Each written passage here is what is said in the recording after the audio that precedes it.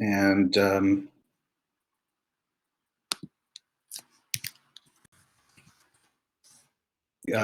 great, I think we're ready here. Stephanie, I think you might be unmuted. So you might want to just check that. Okay, everyone, welcome. Thank you so much for coming to today's webinar. It's SYB's first webinar, and I'm really glad all of you could make the time to attend. It's on 5G safety and protection. Quick outline for what we're going to cover today. I'll do a very, very quick introduction of me. Then we'll move into a discussion about what 5G actually is, how 5G is regulated, what we know about the health risks, and then what you can do for your safety and protection. Finally, we'll move into Q&A, and that's when I'll also give all of you the special offer that I promised when I invited you to attend.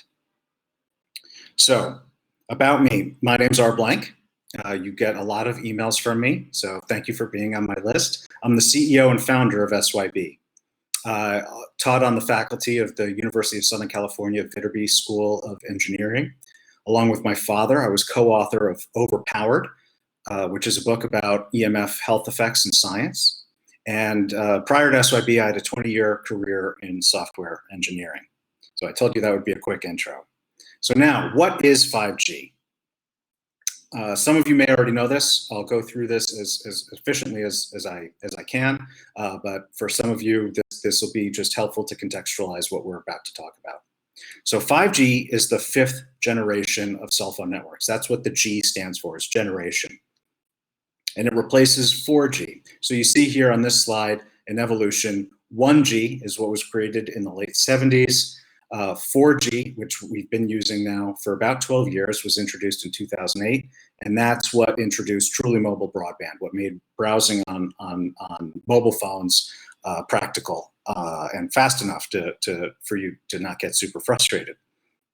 So to best understand what 5G is, I think it's helpful to look at how 5G is different from prior technologies. Wireless devices like cell phones use electromagnetic radiation, known as EMF. They use this to communicate. I have a whole separate webinar I'm planning on that subject, so I don't want to get into the nature of EMF into too much detail, but I will do a really quick explanation. Because a lot of people have heard the term EMF, but don't fully understand what it is. And it's central to understanding what 5G is. EMF is a force, as its name suggests, is made up of electricity and magnetism. Now, some EMF is natural, like sunlight. Visible light and sunlight are forms of EMF. And the Earth also has a magnetic field, and lightning emits EMF. And for the first several billions of years of life on Earth, those were essentially the only forms of EMF that existed. But then, in the 19th century, as we harnessed the power of electricity, that began to change. And today, every device that runs on electricity and every device that communicates wirelessly emits this force. And I just want to take 1 minute to highlight that. For all of human evolution, until the late 1800s, we were exposed to no human-made EMF. And since then, the amounts we've been exposed to each generation have been increasing exponentially. Now, there are different types of EMF. As I just said, visible light, as you see here in the center of this slide, is one type of EMF. All these different types of EMF exist on a spectrum. And here we see a visualization of the electromagnetic spectrum that I made for the Overpowered book. And I'm showing it here to show you that there are different types of EMF. And they have different amounts of energy, which is to say they have different frequencies. And you hear these terms, energy and frequency. When it comes to EMF, energy and frequency mean the same thing.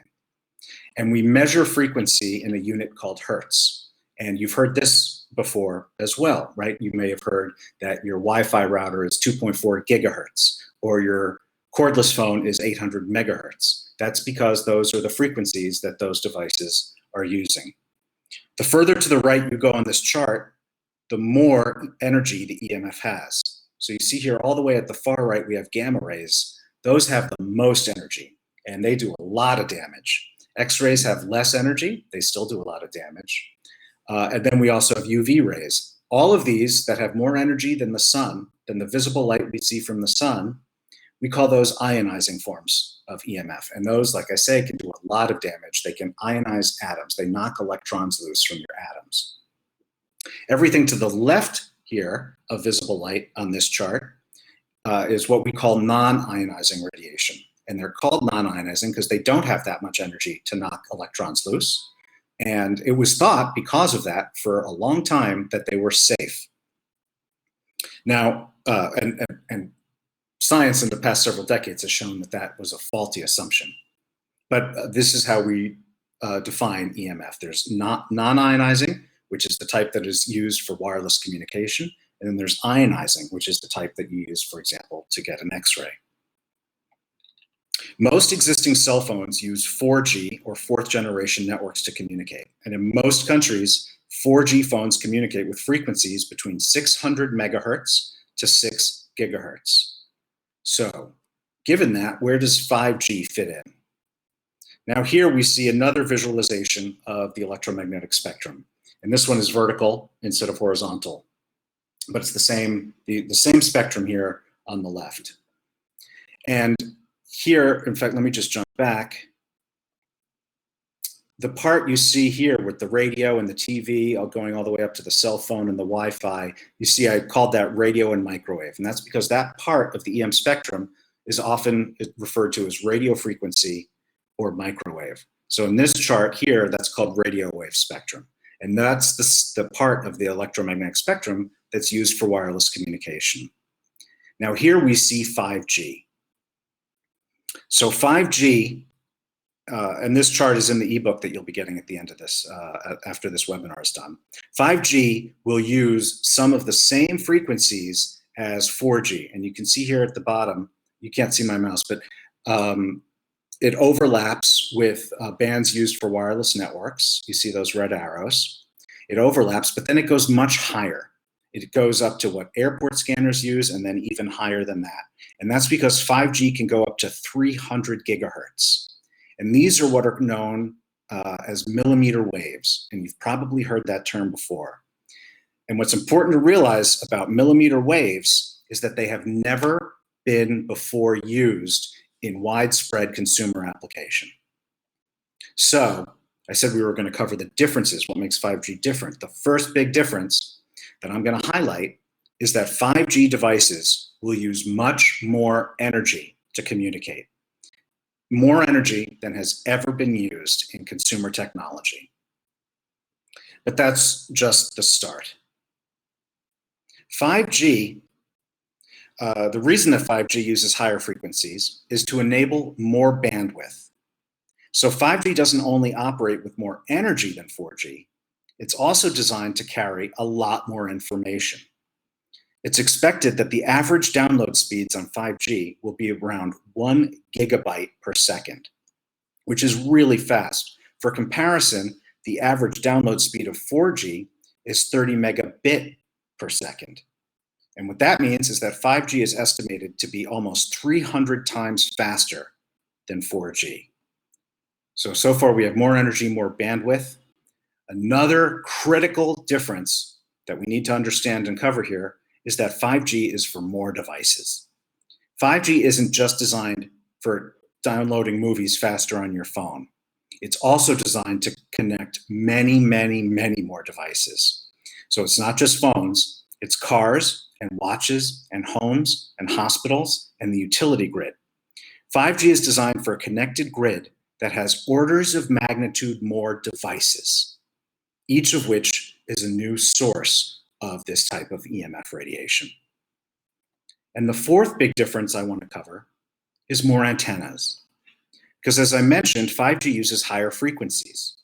And the higher frequencies don't travel as far as the lower frequencies, like 4G. And as I mentioned, 5G is designed for more devices, connecting at much faster speeds. For these reasons, the networks require many more antennas to function. Many, many more. And this is something that you might hear, it's called network densification. And you'll start seeing these so-called small cells pop up in new places, like on the top of streetlights, like in this photo. So we're all used to seeing these 4G cell towers. With 5G, it's not going to look the same way, and they'll start appearing on everyday infrastructure, like you see here, light poles, and street signs and traffic lights. So that's from a top level, how is 5G different? We're talking about more energy, more bandwidth, more devices, and more antennas. And not just a little more. We're talking orders of magnitude more. And all of this combines for a massive leap in EMF exposures. And it's in a whole new segment of the EM spectrum that most of humanity has never been exposed to before. And that's the concern, why so many people consider 5G to be so much more dangerous than prior versions of wireless technology. So the next question I want to tackle is, how is 5G regulated? There are different approaches to 5G regulation in different parts of the world. In the United States, 5G is regulated by the Federal Communications Commission, or FCC, the same organization that regulates 4G and all wireless devices since the 1990s. So in the US, 5G is regulated the same way as all prior wireless technology, even though it's so much different and our exposures will be so much greater. So how does the FCC regulate wireless technology? It comes down to something called the thermal effect. And I will have a link to this as well in the ebook that you'll be getting to describe this more. But the thermal effect, in short, boils down to, if a device doesn't emit so much EMF that it burns you, it is safe. And that's right, because enough EMF, even the non-ionizing types, can heat and cook tissue. And that's actually exactly how a microwave oven works. Microwave ovens use the same type of microwaves as a cell phone or a cordless phone, but they have so much power that they actually cook your food. So if you have enough EMF, it can actually cook you. And the FCC is concerned to protect you from being burned and cooked by the wireless technology. But so as long as a cell phone doesn't emit so much power that it actually cooks you, the FCC considers it to be safe. But as I'm about to discuss, science has demonstrated a massive range of negative health effects from exposure to EMF at power levels much lower than what are covered by the thermal effect. But before we get to that, I did want to note that not everywhere has taken the same regulatory approach as the United States. So here I'm going to cite the example of Brussels, which is the capital of Belgium in Europe. And they have indefinitely ceased the rollout of 5G because the wireless companies could not say how much radiation people were exposed to. And there are dozens of municipalities and governments around the world that have suspended or restricted the 5G rollout or initiated investigations and research to begin that process. And I have links to more information about global opposition to 5G in the ebook that you'll be getting after this webinar. And one reason I want to point it out, this global opposition to 5G, I wanted to make sure to cover it in this webinar. I've been involved in EMF protection for almost a decade, and I was exposed to this world through my father, who'd been involved for 30 years before that. And when I started SYB, most people just weren't that concerned. Sure, there have been some concerns about EMF going back and cell phones and causing cancer going back to the 1990s. But in general, it was a fringe concern and not getting much attention. But with 5G, the situation is really different. And not only are you seeing more and more people like you getting concerned, but you're also finally starting to see governments take action in a way that they have never done before with wireless technology. So, what is everyone so concerned about? Traditionally, the wireless industry rolls out new technology without performing studies into the long-term health impact. Those studies come later, after the technology has already been released. This was the case with the first cell phones, with Wi-Fi, with 4G, and now we see it's the case again with 5G. This is why cell phones are referred to as the largest biological experiment ever by Dr. Leif Salford, and many agree. Despite the absence of studies into the long-term health effects of 5G, Dr. Joel Moskowitz of the UC Berkeley Public School of Health has explained we have no reason to believe that 5G is safe. And despite the absence of any long-term studies into 5G, again, that's why it is so irresponsible to be rolling out this technology into so many devices and cities. But despite that, it is possible to make some educated guesses about what we already know about the negative health effects of EMF exposure from prior and current generations of wireless technology. EMF exposure from devices like cell phones has been linked to a wide range of negative health effects in humans, including immune system suppression, cancer, infertility, sleep disruption, and leakage of the blood-brain barrier, which is a very important part of your body that protects your brain against things like viruses. Sometimes it surprises people to hear that there are literally thousands of studies, literally thousands, that demonstrate negative health effects from exposure to cell phone radiation. And the reason it can surprise people to hear this is because you'll often hear this presented on the news like it's a debate, like a he said, she said, like the jury is still out. But it isn't. It really, really isn't. Now, I'm working on a new post that I will aim to summarize a lot of these health effects and that I hope will explain this in more detail for you. But rather than go through all of these health effects in this webinar, I'll point you to the Bioinitiative report, which is a survey of thousands of these studies. My father was a contributing author to the Bioinitiative report. They review all of these studies and summarize the various health effects that are consistently reported at different doses of EMF. And I really want to highlight this, at doses far below what current safety standards permit. In fact, they report negative health effects at doses far below what a single cell phone emits. And that brings me to what I call the fundamental flaw in EMF safety standards, like cell phone emissions guidelines. Even if these standards were sufficient to protect your health from EMF radiation, they're designed to protect you from a single source. The standards say how much radiation a single cell phone can give off. But we're never exposed to radiation from a single source anymore. We're surrounded by cell phones and Wi-Fi networks and computers and baby monitors and smart meters and power lines and kitchen appliances. We're surrounded by all of these 24/7. And these safety standards completely ignore the cumulative exposures from multiple sources. So the safety standards and regulations that exist, they completely ignore the fact that real, measurable negative health effects occur at levels much lower than safety standards permit and much lower than the thermal effect threshold. That we're exposed to these unhealthy levels of EMF from numerous sources simultaneously, and that we're exposed to them cumulatively over the entire course of our lives and not just a single moment in time.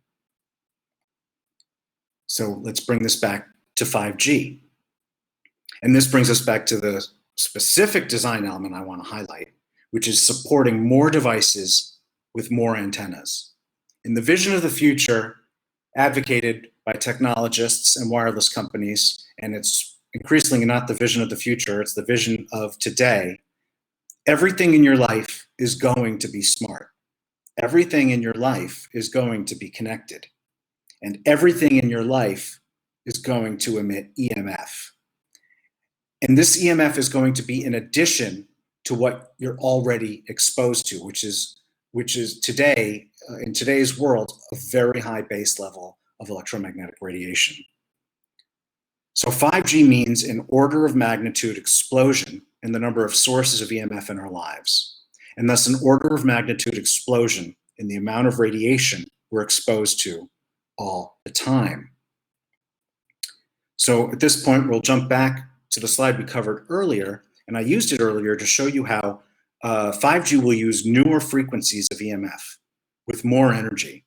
These frequencies that have never before been used in commercial applications, much less in such a widespread rollout. And while the initial deployments of 5G will be close to 4G frequencies, future versions of 5G will make use of what's known as millimeter waves. And I said that term earlier. Now, I want to be clear, we don't know exactly what this will mean in terms of public health because there haven't been any tests on this type of technology, which again, I will just say is why it is so irresponsible to roll it out because there's no testing. But in addition to what we already know about the types of impact that EMF has on the human body, there is one very concerning aspect of millimeter waves in particular that has been demonstrated. And this is the one specific scientific experiment study that I'm going to discuss in this presentation. And that is that 5G health risks may be amplified because of how, according to one study, 5G EMF radiation interacts with the human body. The study led by Dr. Yuri Feldman at Hebrew University in Jerusalem, he found that human sweat ducts act as an array of tiny helix-shaped antennas when exposed to millimeter waves. The findings suggest that human skin not only absorbs, but actually amplifies the radiation from millimeter wave networks. And this suggests that the impact of 5G radiation on our bodies may be amplified as well. So now we'll get to what I consider to be the most important part of this webinar and what I think most of you are most interested in. What can you do to live more safely in the face of what is happening with 5G?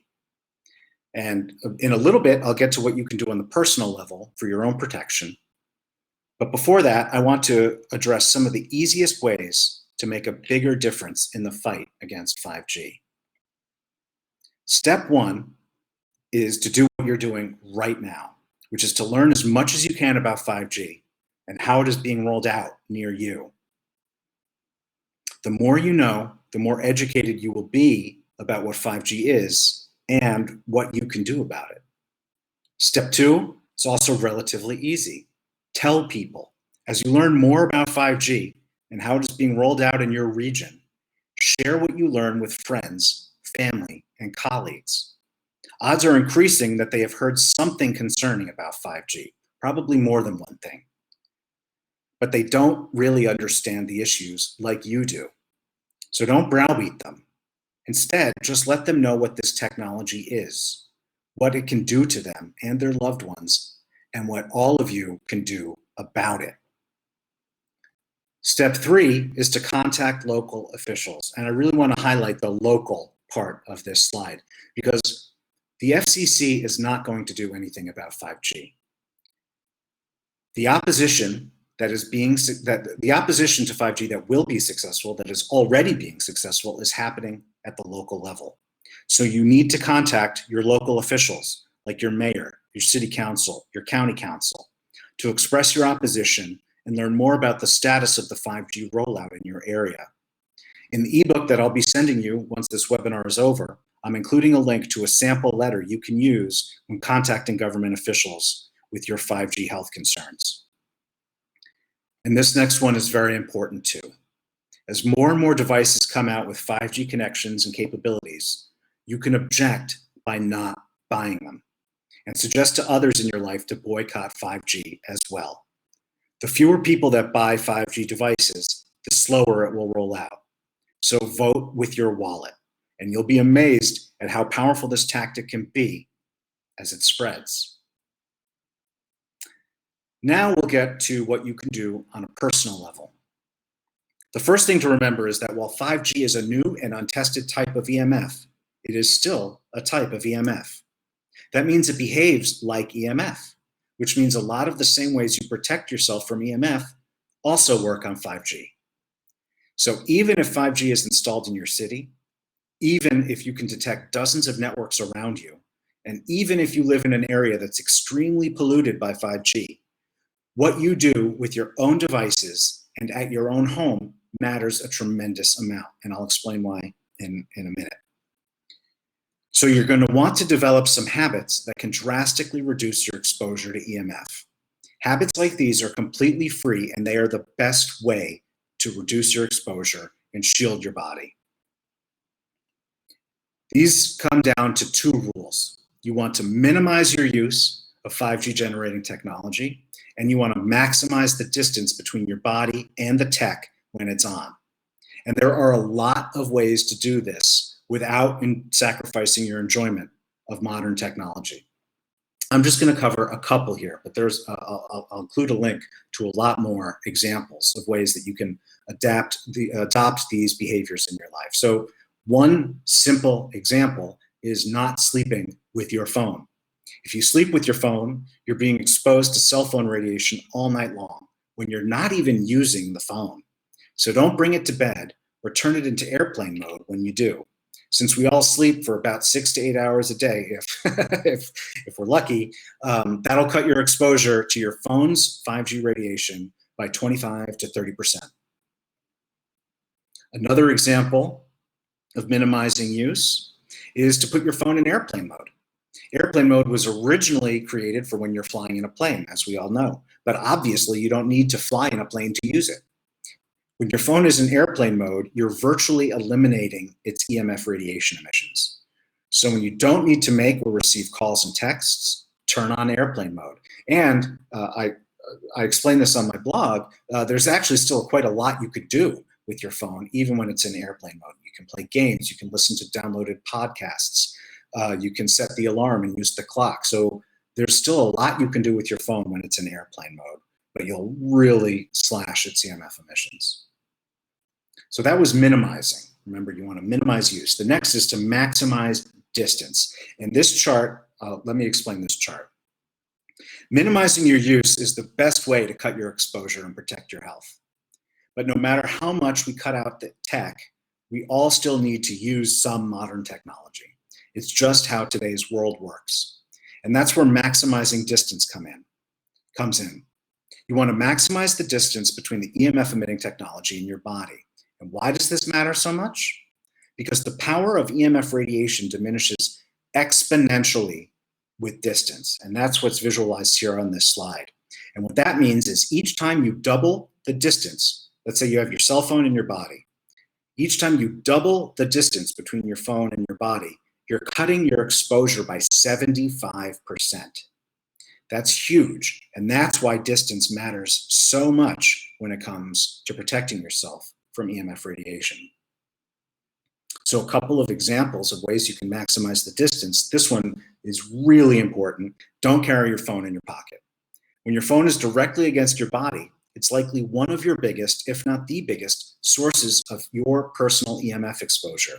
It's such a big source that even several cell phone companies like Apple warn you not to carry your phone in your pocket, because if you do, your exposure can exceed federal regulations. So don't carry your phone in your pocket or turn it into airplane mode if you do. Another example is to always use speakerphone or a radiation-free headset. Just like you shouldn't carry your phone in your pocket, you also shouldn't hold your phone up to your head. In fact, this is even more important because when you're making a call, your phone is emitting much more EMF radiation in order to send and communicate with the antenna or cell tower. So you should use a speakerphone or an anti-radiation headset to keep the phone as far away from you as possible.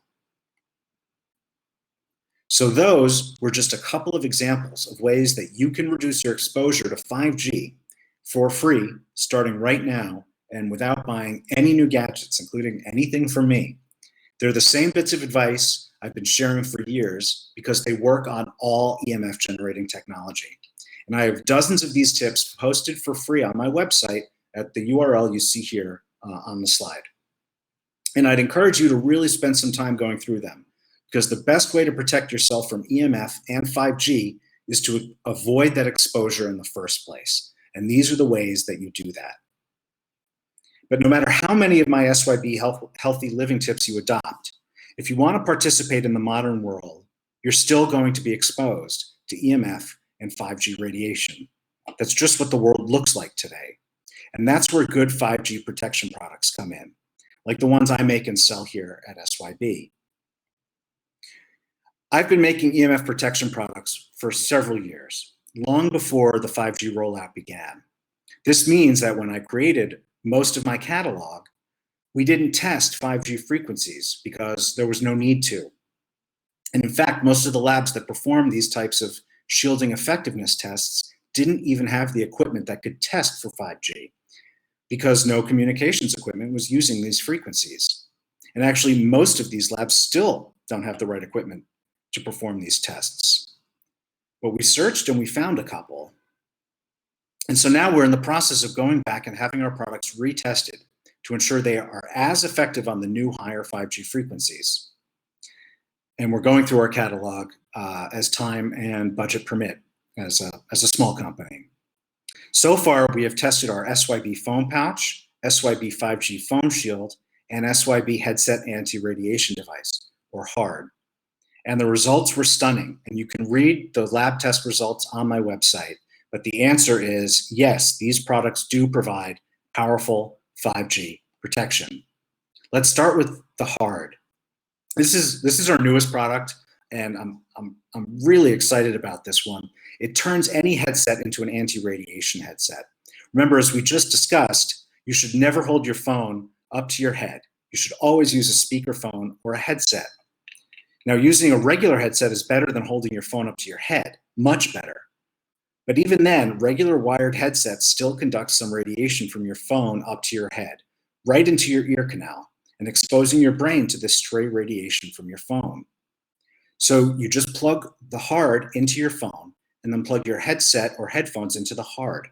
That's it. The HARD will filter out all the stray EMF radiation, even 5G frequencies up to 20 gigahertz. And what's really great about this product is the sound quality. Now, I also make and sell air tubes. I've done that for many years. And if you don't know, air tubes are a more traditional form of anti-radiation headset. But all air tubes, because just of the way that the technology works, they have inferior sound quality. Even good air tubes, like I believe mine are. So air tubes are good for making calls. I use mine all the time. I still use my air tubes for making calls. But they're not good for listening to music or movies or anything where you want to appreciate actual good sound. The HARD doesn't only not degrade your audio, it actually improves your audio by filtering out the EMF interference. So you can get great EMF protection and the same high quality audio that you love from your favorite headset. And it's the only product like this that's available today that you can buy. And like I say, I'm really excited about it. I'm also excited that my top two cell phone protection products also work against 5G. So that's the 5G phone shield and the phone pouch. Both of these are designed to make it safer to carry your phone. Now remember, we just discussed this, you shouldn't carry your phone in your pocket, but a lot of people do. Sometimes we find we don't have a choice. And when we do, as we just discussed, that could be a huge source of your radiation exposure. So with the phone pouch, you just put your phone in the pouch and then carry the pouch in your pocket or on your belt. And with the 5G phone shield, you just slide that into your pocket between your phone and your body. Both of these work by deflecting the harmful radiation away from your body using shielding technology that's universally accepted and that I explain in much greater detail on my website. And both of these work on 5G frequencies. They've been tested up to 20 gigahertz. So now we're going to get to that special offer that I promised. So right now, if you order any of these three 5G, there's an offer button that should pop up under the offers tab now. You can link to it. It's also just this URL. And this link is good until midnight tonight Pacific time. But it's only this code expires today. I'm not making it part of if you're watching this as a recording, it's a replay, this code will not work. But for those of you who are here in the room right now, the code 5G webinar will save 20% on any order of any quantity of these, of my phone shield, the HARD, or the phone pouch. I'll come back to I'll show the code again on the screen, but I just want to say, I want to highlight for those of you who don't already know this, any order of my products from my website includes free shipping, a lifetime warranty, and 30-day returns. It's a risk-free decision. I'm trying to make it really easy for you to get some lab-tested 5G protection. Also, before we get to Q&A, I wanted to remind all of you that if you haven't gotten this ebook already, a copy is going to be emailed to you as soon as the recording of this webinar is complete, so keep an eye out. So remember that this special offer expires at midnight tonight Pacific time. So if you're interested, this is a great time to get the 5G protection that I offer here at SYB. And now I will take some questions. So there, I'm still here. Also, before I do, I just wanted to show you, in case you were wondering what these things look like. This is the hard, and you just plug it into your phone, and then you plug. Oh, I have a headset here. I'll show you. And then you just plug your headset into it, and that's it. That blocks all the radiation from being conducted up the headset. I also have my phone pouch here. Been selling this for many years. It's a very popular product. And you just slide your phone into it. You keep the back of it between your phone and your body, the part with the belt hoop. You keep that between your phone and your body, and that will make it safer to carry your phone. The 5G phone shield also makes it safer to carry your phone. You see, I have a pretty big phone here. I'm using the large 5G phone shield for demonstration, but it's big enough. And you would put this in your pocket with the 5G phone shield between your phone and your body. Okay, with all that, let's see who's here in the room. Let's get to some questions. Okay, how does Arnold ask, let me click start answering. There we go. How does the phone shield cover work to protect us? So I have if you go to my website under the About menu, there's how it works. You can click that, there's a longer explanation there. But what it boils down to is if you weave conductive metal into a certain pattern, it will bounce back EMF radiation. It's the same principle that's used in Faraday cages. So this principle is about 200 years old. It's just nowadays the technology exists to make these metallic fibers super thin so they can be woven into, for instance, the back here of my phone pouch. But it's the same exact scientific principle.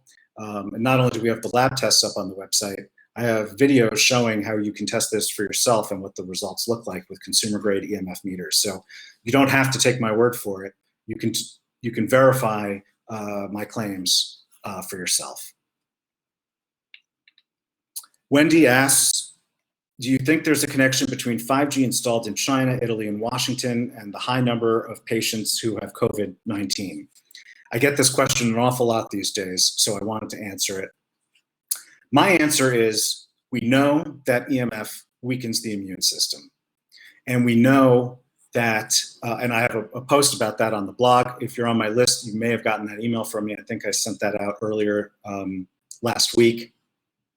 There's a lot of science demonstrating that EMF weakens the immune system. We know that 5G is untested, and so we don't know what the effects are.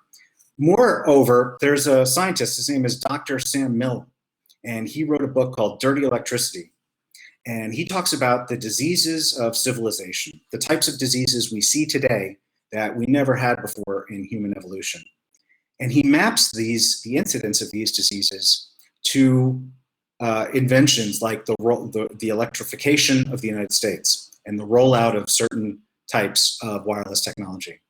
So there's a lot of science that shows that that the introduction of new EMF emitting technology can introduce new disease into the population. That said, in my opinion, there is no science yet linking 5G to COVID-19. But I think that's part of the problem is there's no science yet on 5G.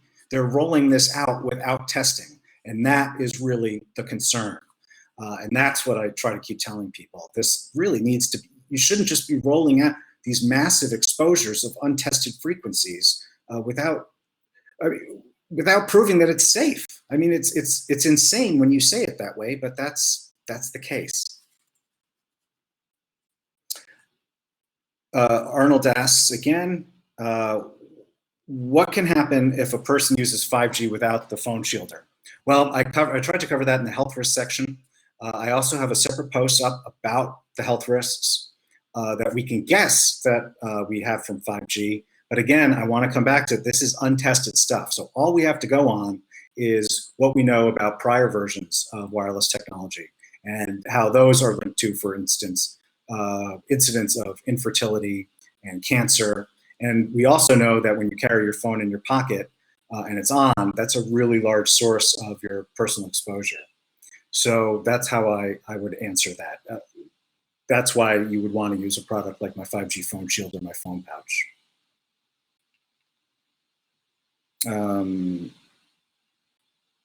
Okay, still scrolling through the questions. Jay asks, how can I protect myself from EMF while using a heating pad? I don't know of any ways, Jay. The heating pad emits, I don't know how to jump to a specific slide here, but if you go back to my slide on the electromagnetic spectrum, heating pads emit, they don't emit radio frequency or microwave, they emit extremely low frequency. And when you're using it, I mean, assume by a heating pad, you're talking about like an electric blanket or something. So I would recommend not using that because that's really hard to shield against. And they do make certain kinds. I've seen where you can, for instance, boil water and put that into a kind of a pad with a bladder in it, and you can hold that against your body. I've seen other kinds that you can microwave and they heat up, and then you can hold that against your body. Just make sure to stand away from the microwave while you do it. But that's how I would advise against using a heating pad that runs off of AC power.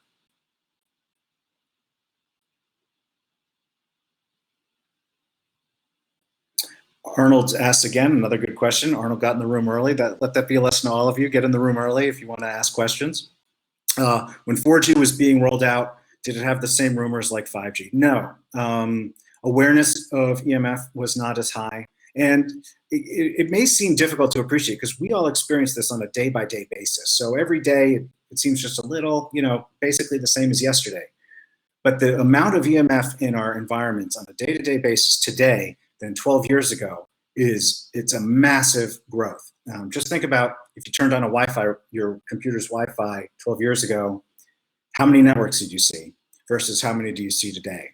And that's also before we had Nest thermostats and smart locks and smart refrigerators. And I've seen smart kitty litter bowls. So to answer your question, no, there wasn't the same level of concern. There probably should have been, but there was also much less exposure overall than there is today.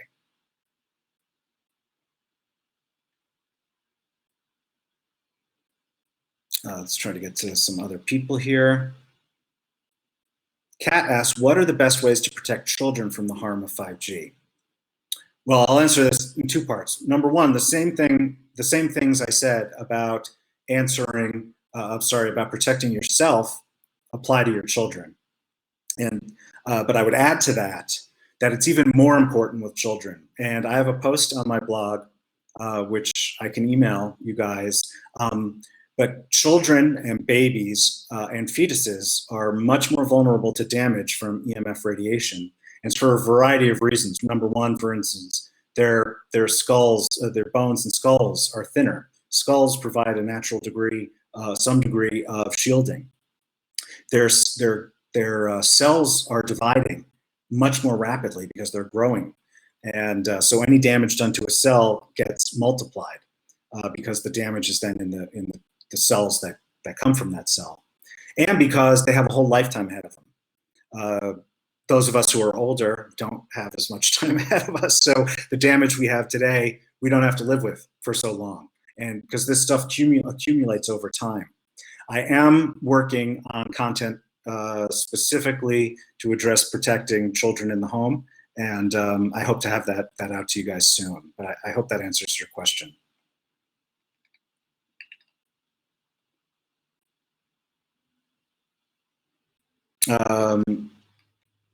Let's see. I've answered some of these already. Bill asked what Dr. Joel Moskowitz's credentials are. He is I believe he's the director of the School of Public Health at UC Berkeley, but if you actually Google 5G health risks, he has a very, very eloquent and extended post in Scientific American that goes into much more detail about what's known about these health risks. But yeah, he's from UC Berkeley Public School of Health.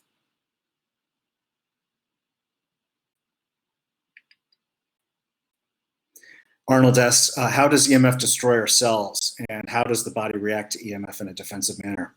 Great questions. I'm actually working on content to answer that very quickly.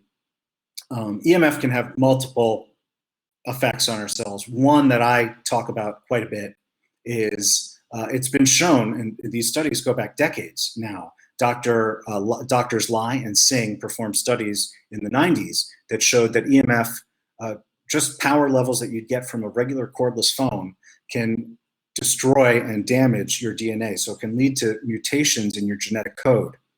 And some of those mutations cannot be repaired by your body. And when the DNA is damaged in that way, that creates real damage to your cells and its ability to multiply. And if it does multiply, that damage is then multiplied through your body. How does body react to EMF in a defensive manner? Another great question that I'm actually working on right now. This was work that my father did, which shows that EMF, again, even at these very low levels that we're talking about here, it triggers what's called the stress response in our cells. So our bodies, and just down to the cellular level, interpret EMF as a stress that has to be dealt with, and that has other implications that go beyond that. In terms of your health, and I do plan to very soon post more information about that. David asked if there'll be a replay. I hope so. That's what we're shooting for. As soon as I finish going through these questions, the server is supposed to start processing a replay, and it should be automatically emailed out to all of you when it's done. Kat asked, do my products have scientific data to support the dissipation of EMF? Yes, they do. I'm sorry, I'm in the wrong window. There we go. If you go to my website and if you go down to the footer, there's a link that says laboratory test results. So it's under the About menu. It's on every page in the top nav. Under the About menu, or if you're on the home page, in the footer. But just click the link that says laboratory test results, and you'll get the data for each of my products. So yes, we publish the lab data for our products. Jackie asks, how much protection do the pouches offer? They can deflect up to 99% of the radiation away from your body. And we do post the lab data on the website. So at different frequencies, it can jump around between 96% and 99%.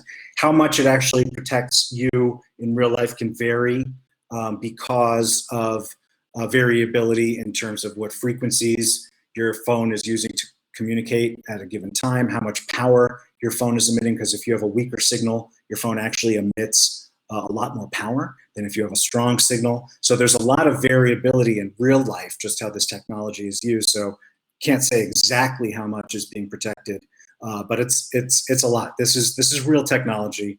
Again, the lab data is on the website, and I show you how to do the testing for yourself. There's an ebook that I send to every customer that explains how you can test this stuff for yourself.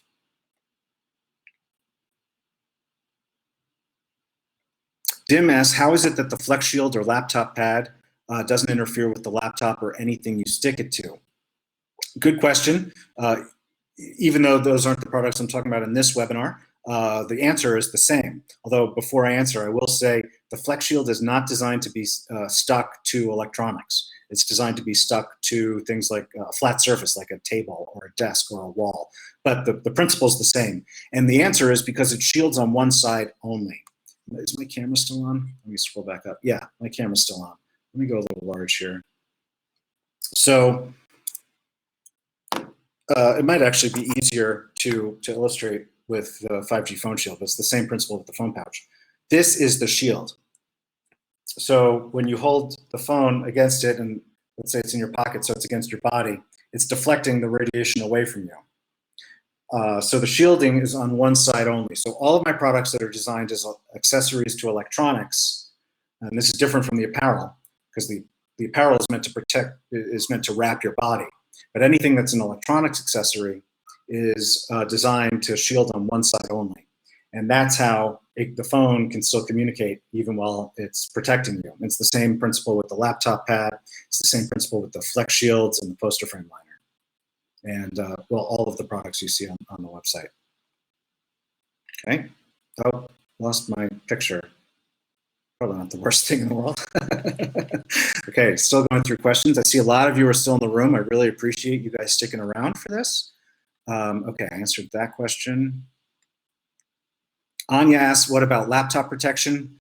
Just a note, I don't know how many of you noticed this. I had to cancel the laptop pad webinar and about laptop EMF health effects and promoting my laptop pad, and that was due to everything that was going on with the pandemic and the quarantines. And but I will reschedule that. But Anya, if you're asking for a coupon or a discount on the laptop pad, you can just email me, and I'll take care of that.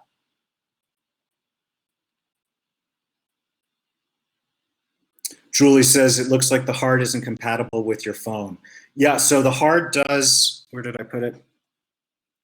I think you can all still see me. The hard uses what's known as a 3.5 millimeter audio jack, so a traditional headset jack.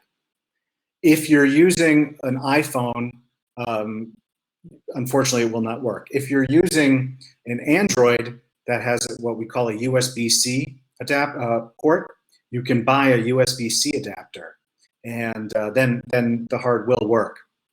And not only will you still be able to hear, you can talk. If your headset has controls like volume or answer button, that'll all still work. So you can use it with an adapter for USB-C, but unfortunately not with Lightning. So it will not work on the more recent iPhones.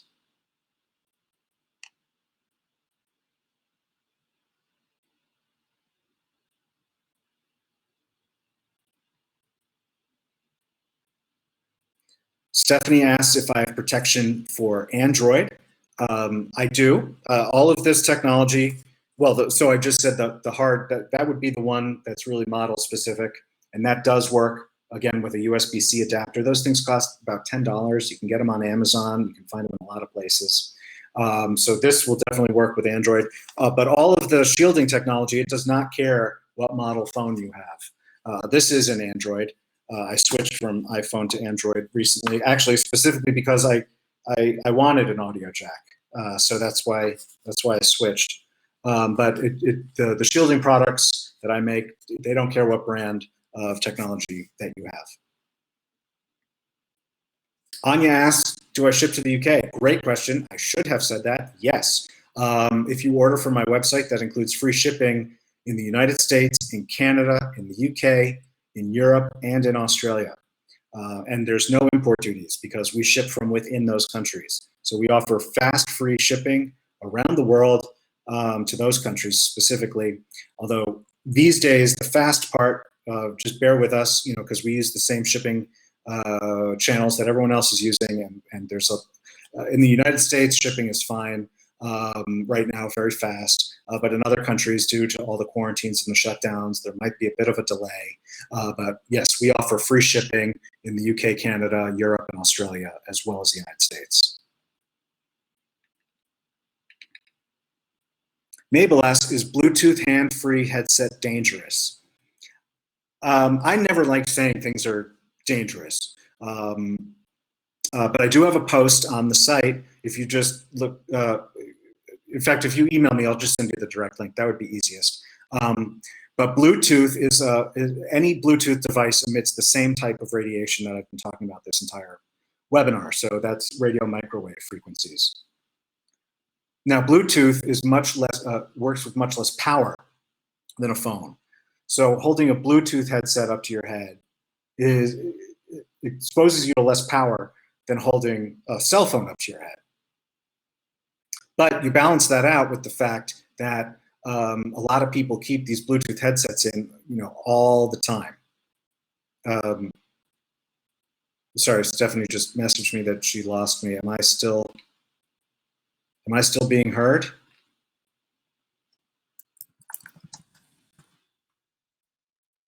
I'm sorry, I'll get to continuing to answer if, yeah, I'm here. Can someone just type in a question to, okay, thank you. Everyone else can hear me.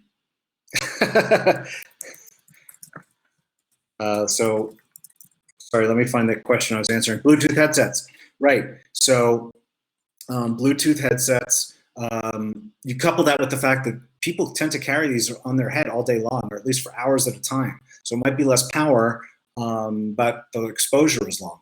In short, it's another source of EMF. And if it's one that you can eliminate, you should eliminate it.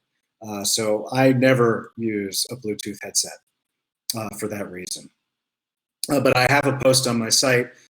So again, if you email me after this, I have a post I can point you to that answers that in more detail.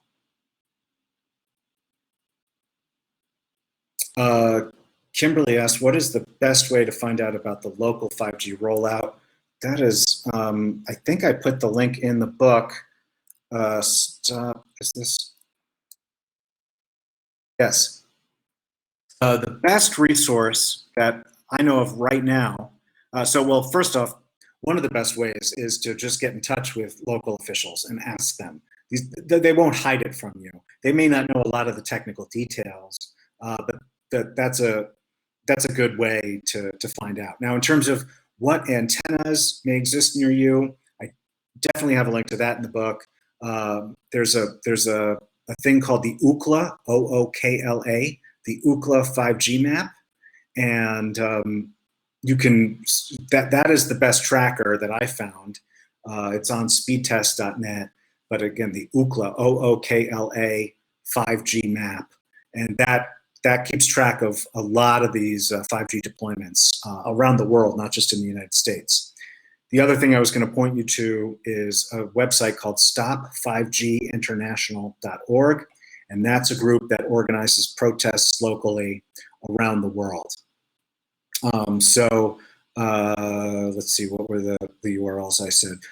So there was the Ookla, OOKLA, just Google Ookla 5G map, and the other was stop5ginternational.org.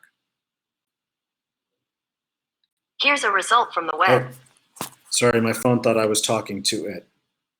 I guess Ookla sounds like Google.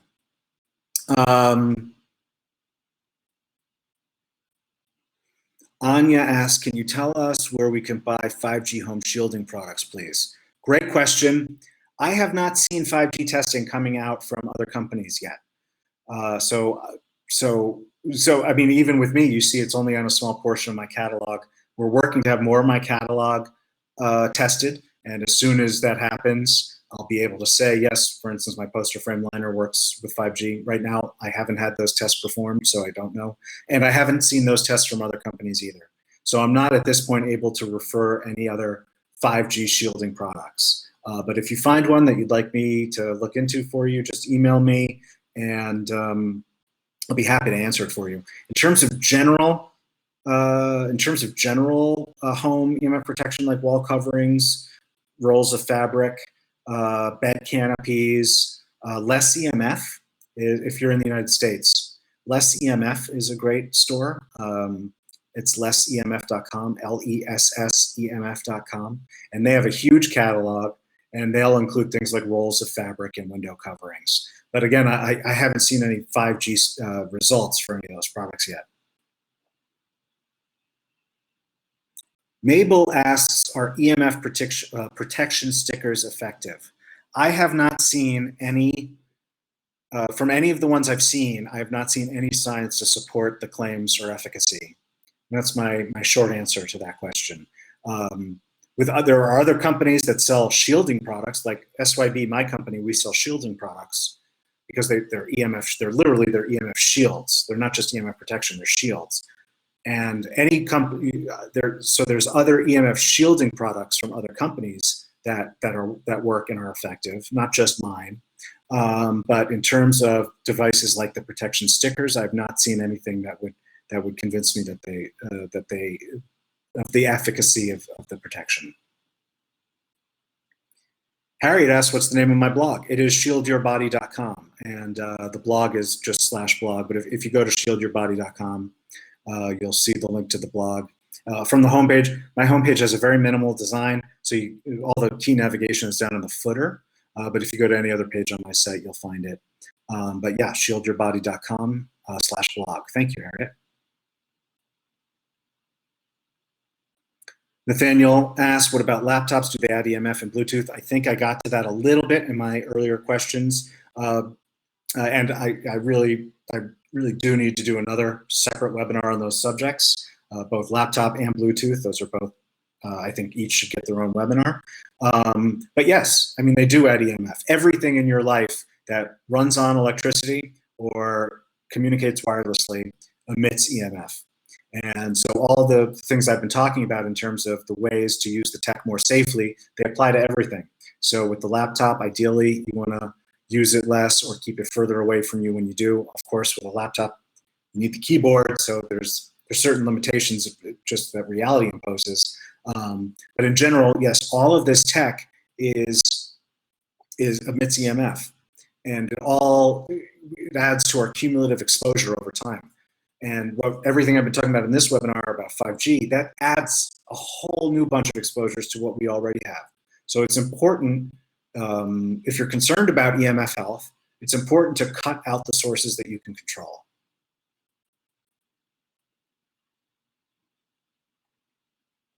Dim asks for a high quality, affordable EMF meter, one that we can use to test our devices and also test the air around us.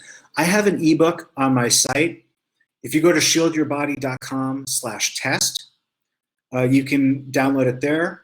And that ebook not only instructs you how to perform home testing, it also recommends several meters. But when people ask me for just one, just off the top of my head, what's the one that I recommend? It is the Tri-Field TF2. And that's because it has reasonable accuracy for a reasonable price, and it measures multiple parts of the EM spectrum. So not just the wireless not just the radio frequency and microwave from wireless, but also the extremely low frequency from things like AC appliances and power lines. And that, I think, right now runs about $160. You might be able to find some decent meters for maybe $150. Once you start going below that, it's not even, in my opinion, it's not worth it. So if you're looking for something that can give you useful insight into your EMF exposure and to whether products like mine are working, you need to spend, like I said, at least $160. That's where the good meters start kicking in. And again, the one I recommended was the Tri-Field TF2. But I recommend others in my ebook, so you can check that out.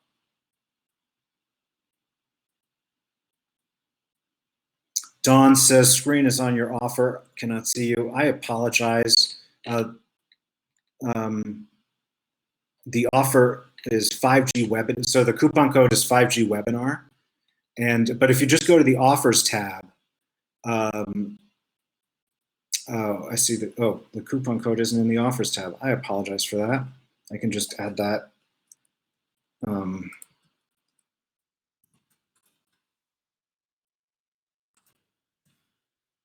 And let me just save that. Okay, sorry, the coupon code is now in the offer itself. So the offers tab, which is next to the questions tab here. And then she said, not able to see demonstration of products. Is there anything on my website like that? Yes, especially for the 5G phone shield. I have a whole video explaining and walking you through that product. But on all of the products, I have a video showing a testing with consumer grade meters, the type that you would buy for yourself to verify my product claims. Thank you. Sue asked, the link for the product offer is not available for me to click. I'm sorry about that. Yes, use the code. You just go to my website, shieldyourbody.com. You can navigate to any of the product pages. But if you go to the offers tab here in this room and click the Shop Now button, it should take you to the page that lists those three products. But yes, just go. You can use the coupon code yourself on the site. You don't need to follow the specific link. It works. Again, the code expires in 10 hours, so at midnight Pacific time. Great question, Patricia. Does hard work on earbuds connected to your computer? And I should have said that. So thank you. I should have had you review my deck before I gave the webinar. Yes, it works on when your headphones or earbuds or whatever headset you're using is connected to your computer. Yes, and I use mine that way a lot. So it'll work on a tablet too. It works on any device. Okay, I just want to see if people are still in the room. Wow, some of you are leaving, but a lot of you are sticking around. I really appreciate that. So as long as people are sticking around, I'm going to keep answering questions. So Anya answered that from another person.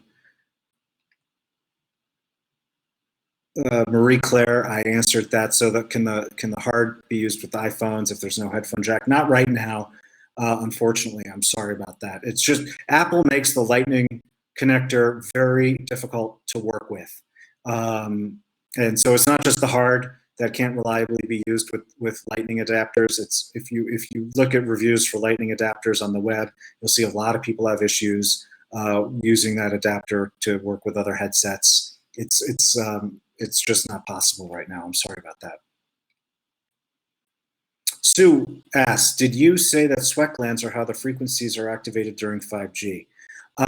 Yeah, sort of. I talked about how this one study pointed out that millimeter waves interact with sweat glands in a way that can amplify the fields.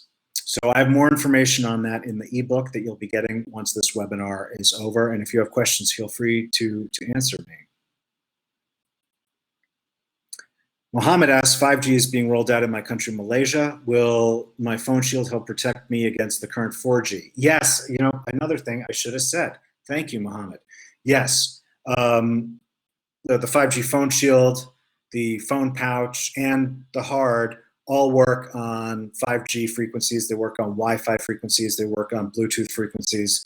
Again, if you care about the details on that sort of thing, you can look at the test results on my website and see the shielding results for specific frequencies. But yes, it works on all of the common wireless frequencies that you get from modern devices. Natasha asks about my bandana, which is a great product. I love that product. If I use the SYB bandana as a scarf when sitting at my desk with a laptop, will my body still be exposed to EMF on the parts that the scarf is not covering? And the answer is yes. So the bandana, like all of my products, except for the headset products, they work a little differently. But all of my other products, whether you're talking about the 5G phone shield, the baby blanket, the boxer briefs, anything, they're shields. So they'll only protect the part of you that they are covering. They're not they don't project a field that would protect you in any. They're just shields, and so they'll protect the parts of you that they are covering. I hope that answered that. If I don't get to your question in before time runs out, because I know I'm keeping a bunch of you late now, feel free to email me. Those of you who've already tried emailing me know that I'm very accessible over email. It's rblank@shieldyourbody.com, and I'm happy to get to all your questions if I don't get to them now.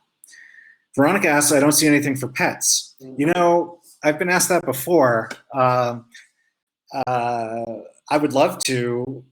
I have a lot of products I want to bring to market, and doing them as quickly as I can. Again, we're being a small business. We can only launch what we can launch. But I would love to get to something to pets. But right now, I mean, the baby blanket would be a good interim solution in terms of wrapping your dog. But she couldn't walk around in it. It would be when she's laying down, you could wrap her in the baby blanket. That's one option. But yeah, not right now. We don't have any products specifically for pets, but it is something I'm actually thinking about. Kyle asks, is there a link between tinnitus, which is the ringing of the ears, and EMF? And the answer is yes, there is. And this science goes back decades. It goes back to the 1960s, and you can Google it. I have some info on my site, but you can Google it yourself, and you can look for something called the Frey effect. It's F-R-E-Y. It's named after a scientist named Dr. Alan Frey, who was doing work for the US military in the 1960s and noticed ear ringing as a symptom of microwave sickness that soldiers were getting from exposure to radar. So yes, there is definitely, obviously there are other causes of tinnitus, but EMF exposure is an established symptom. I'm sorry, an established cause of tinnitus, or tinnitus is a symptom that is established from EMF exposure. Anya, the piece on children and babies, yes, that is coming probably next week, but stay tuned. And you can, if you don't get it, you know, feel free to email me. I'll send you information.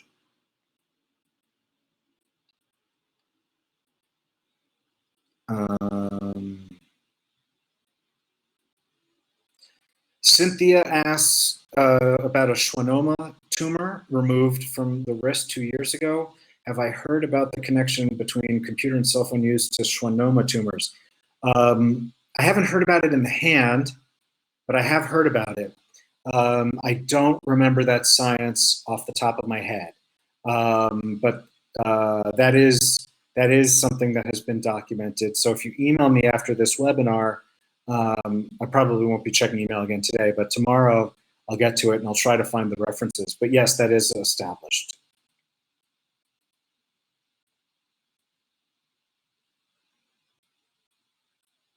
Kat asks, how concerned should we be about 5G from satellite? Should we all be EMF proofing our homes to provide us safe spaces? Great question, not one with an easy answer. Personally, I am very concerned about 5G from satellites because that's effectively an unregulated set of exposures. And it's happening right now. They're already starting to deploy these satellites. They're planning tens of thousands of them in just the next couple of years alone. Just, I believe, just Elon Musk's company, the division of SpaceX called Starlink, is planning tens of thousands of these in the next couple of years. Starlink has also recently received a license to install 1 million antennas in the United States on the ground to relay those signals. My opinion is this is essentially entirely unregulated, and it's exploding. And the part of it that really concerns me, and while still trying to be polite here, aggravates me, is, you know, there are people who have real sensitivity to EMF. I mean, EMF affects all living things, but the more and more of it that's in the environment, more and more people are developing these sensitivities that's, in my opinion, incorrectly named, but often referred to as electro-hypersensitivity, or EHS. And the reason I think that's wrong is because I think it's just the body reacting to EMF, and these people are a little more sensitive, but they're not hypersensitive. And some of these people who suffer from EHS have it so bad that they have to modify their whole lives and move to these EMF-free zones that exist. Very few of them, but they exist. And they make these massive considerations just so that they can function without all of the symptoms of EHS. And with the rollout of 5G satellites in particular, that's going to make that increasingly difficult for a population that already has it very hard, and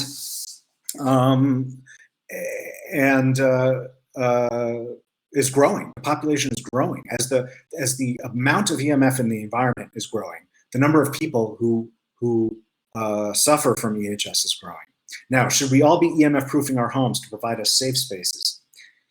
That's also part of Kat's question here. That is a really difficult question. I mean, ideally, yes, but there's a few problems with that. One, that's incredibly expensive. EMF shielding is very expensive. So when you talk about doing your whole house, it gets really expensive. And then with the technology that you might want to use in your house, the shielding will bounce it back in. And so it can lead to unanticipated increases in exposures. So yes, there will be a way, there is a way to do it and to do it right, but it's expensive and it's difficult. And so a lot of people, more and more people will probably have to resort to shielding their homes. But it's not just a simple thing that you can just flip a switch and it's done. So that's my best answer to that question.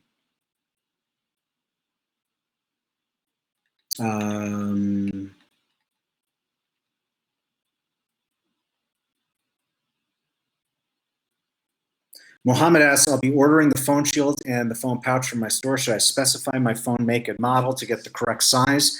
No, both the phone pouch and the phone shield come in 2 sizes.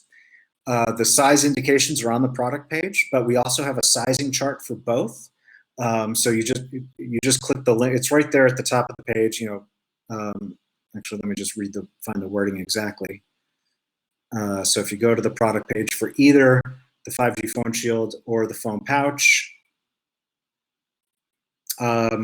there's a link at the bottom. It's in the bullets that are at the top of the page, and it says see which size fits your phone. And that'll take you to a page that has all of these different phone models and tells you which size to get. Good question, thank you. Chris asked about the satellites. I talked about those just now. I mean, it's a great question. I think, I said all I can fit into an answer just a minute ago. I do have information about 5G satellites on the blog. So if you want, you can email me. I'll send you the link. But yeah, no, I find that really concerning.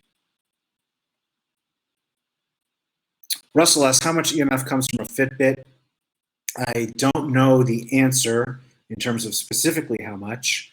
But again, so I can look that up. I can find that out. Although you'll see with a lot of these products, they don't tell you how much it emits. You either have to dig deep or you have to do the measurements yourself. It's quite annoying. But I think the better way to answer that question is it's another source of EMF in your life. And with the Fitbit, it's a quote unquote a wearable. You're designed to wear it. You don't just hold it up to your body. You keep it attached to your body. So you're getting an extended exposure. And all of these devices emit EMF at levels much higher than where we start seeing negative health effects at the cellular and systemic level. So when it comes to something like the Fitbit, the answer is, do you really need it? And if you get a lot of value out of it, and I'm not saying you don't need it. I'm saying a lot of people who wear them don't need it. But some people may get a lot of value out of it. Maybe it is making them healthier. Maybe it is giving them the information and the feedback that they need in order to exercise enough, or whatever the case may be. So if you get value out of these devices, use them. But if you don't use them. And I'm encouraging people to use a higher level of discrimination when determining which tech to adopt in their lives. But in terms of Fitbit specifically, I would have to look that up. I don't even know offhand. I believe that's a Bluetooth tech, but I'm not sure. I will say, these Apple Watches, are, especially the newer ones that have cell phone connections, that is much greater concern to me, right? Because the original Apple Watches didn't have cell phone connections, so they connected over, I believe it was Wi-Fi. Or possibly Bluetooth too. I don't actually have an Apple Watch, and it's been a while since I've used one. But the ones with cell phone connection uses so much more power than a Wi-Fi connection, and you're walking around all day with this stuff on. So in general, I really advise against wearables, just in general, as a blanket statement, unless again you need one.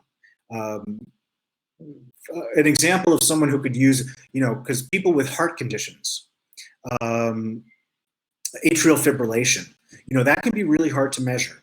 And if you go to the doctor to see if you have atrial fibrillation or an irregular heartbeat, and it might not appear when you're at the doctor, right? So how do you know if you suspect you have atrial fibrillation? How do you know that you do? Well, some of these wearables now detect that. And if you're talking about detecting the presence of a serious heart condition and there's a piece of wearable tech that can do that, yeah, I say that's a really good use of that wearable tech, and you should do it.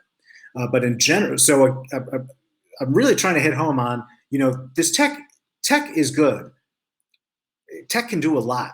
It brings a lot of value into our lives, but only use it when it brings value into your life. Don't when it doesn't. Don't just buy it because it's a cool gadget. And trust, I used to be a gadget guy. I was a software engineer for 20 years. I worked for Apple. I used to be a real gadget guy, and I'm trying to be an evangelist for giving up the gadgets, but using the ones that work and that make sense and that add real value to your life. Okay, preaching over. Sue asks, an LED lamppost was installed outside my condo, which I am sure is 5G. Its energy actually shakes my body, or at least that is my experience that I didn't have living here before it was installed. Could its frequencies be vibrating my sweat glands? How would I ever protect against that? So someone actually asked a similar question by email to me just, I think it was yesterday or maybe the day before. And it's true. In his case, he suspected a 5G antenna had been put up across the street, and he described a bunch of symptoms that, I can't say whether someone has microwave sickness or is demonstrating symptoms because of electro hypersensitivity, but I can say that those symptoms are consistent with what is reported. And sensations of your body shaking, that is among the symptoms that can be reported from electro hypersensitivity. How would you protect against that? So the one thing you can do, and it's really hard, like I said before, to do whole home EMF protection. It really is very challenging and expensive. But there's a part of your home that you spend a lot of time in, and that's your bed. And so I recommend, if these exposures are creating problems for you, to seriously consider getting an EMF bed canopy. And they are also not cheap, because shielding material is not cheap. Trust me, I work with this stuff all the time. This is expensive stuff. You're weaving microscopic threads of silver into this fabric. That's how it's so expensive. But you can get a canopy for your bed, and that wraps your entire bed. And that shields you all night while you sleep, which is like a third of your life. And that can make a huge difference for people. And that, again, Less EMF, the site I mentioned earlier, that is a good source for that. So lessemf.com. Mars, just placed an order, easy breezy. Thanks so much. Oh, great webinar. I really appreciate that, Mars. That brought a smile to my face. Thank you. Same to you, Anya. Thank you very much for your kind words. I really appreciate it. Renee asks, and this is a good question, the phone shield deflects, so does it increase the exposure of someone standing next to you, or would it be just the same amount they'd receive anyway? This is a really good question, because it relates back to the fact that the power of EMF radiation diminishes exponentially with distance. So as you deflect the radiation away from your body, yes, that does lead to more radiation going in the other direction. But by the time it hits somebody else, it is significantly, really significantly diminished in power. So the radiation that you would be exposed to, that you are protecting yourself from, is so much greater than what you might be deflecting away to somebody else who is even 4 feet away, that shouldn't really be a concern. Especially considering how much other radiation there is ambient, just in the level of environment around us. Hope that answered the question. Anya asked, could I please email you the laptop? Just send me an email. Remind me that you want the laptop information, and I'll happily do that for you. Julie asked, can I make one for the iPhone, and can I make some clothes for women? Both of these are questions I get an awful lot. Can I make one for the for the iPhone? I assume you're talking about the hard, and the odds of that happening, I would have to say, are pretty slim. Unfortunately, I'm sorry. It's possible, but the thing is that iPhone looks like it's moving away from Lightning to USB-C. They've already done that on the MacBook and the iPad. Europe, the EU Parliament has recently passed a law forcing Apple to move from Lightning to USB-C on the iPhone. So the odds of us adding a Lightning support for the hard is pretty slim. But when Apple moves to USB-C, this will work. So, and can we make some clothes for women? Well, first I would say the bandana is unisex. So I consider that to be a unisex product. A lot of women purchase the bandana, but I get your point, because we make underwear for men and we don't yet make underwear for women. It is on the list, trust me. There's a lot, and I would love to, and yes, it is a high priority. I just can't say when, but yes. Jackie asks, can you put a cloth over your 5G antenna at night to keep it from going through the house? There's two parts. I have two parts to the way I want to answer this. So can I put a cloth over the 5G antenna at night? I don't know which 5G antenna you might be referring to, because the ones that would actually be 5G antenna serving your neighborhood, I don't think you could reach and do that to. And there's probably a law against obstructing that. But there's a second part of that answer that I want to give, which is an explanation of why my phone pouch doesn't shield in every direction, right? So remember I talked about how the phone pouch, if you put your phone in the phone pouch, it just shields from behind, not the front. And the reason I don't make products that provide full shielding is because when you fully shield the product, well, first of all, in the case of a phone, if it actually works, you're blocking all of the wireless signals, and that would be better achieved by putting your phone in airplane mode. Because when you fully block it, but don't put your phone in airplane mode, the way that all of this wireless tech works is it's designed to boost the power output, to compensate. So this is why your phone emits more power when you have a bad signal. So if you're blocking all of the signal, your phone just keeps boosting the power, boosting the power, boosting the power, trying to make the signal. And so you'll, at best, you'll drain the battery. But at worst, if you're not getting a perfect 100% shielding effectiveness, you could end up being exposed to more radiation. So the part of that question I wanted to respond to was, if you obstruct this tech, odds are you're not getting complete 100% protection in every direction. It's going to boost the power output of the device, and you could end up being exposed to more.